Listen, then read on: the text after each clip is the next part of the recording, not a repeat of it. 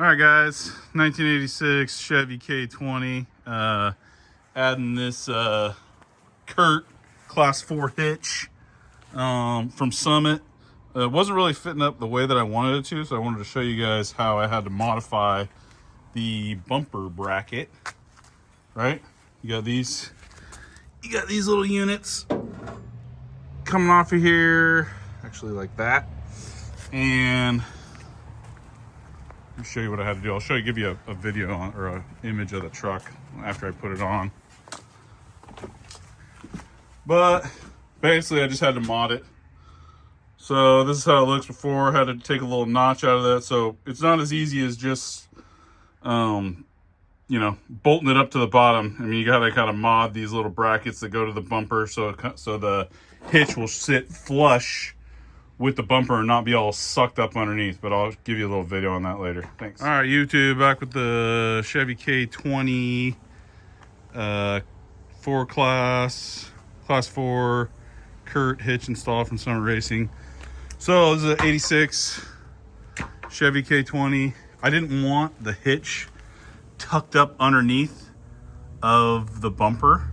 I wanted it to almost be flush with the bumper. I couldn't quite get it as flush as I wanted, but you can see where I had to take a little notch out of this bumper bracket just to push the hitch out as far as I possibly could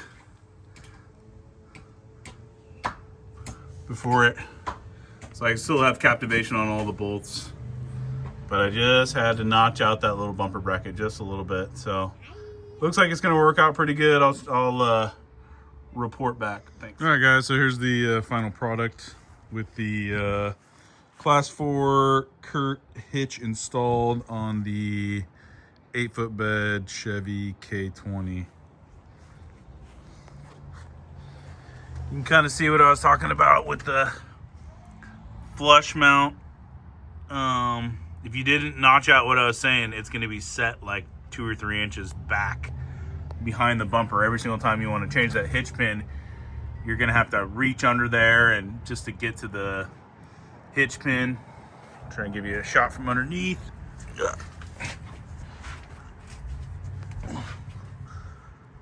So that's the side of it. That's what it looks like underneath.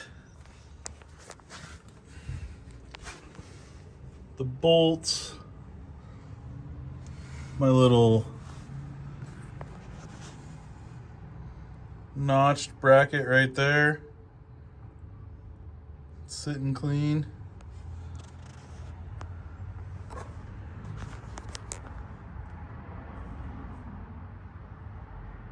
And that's it.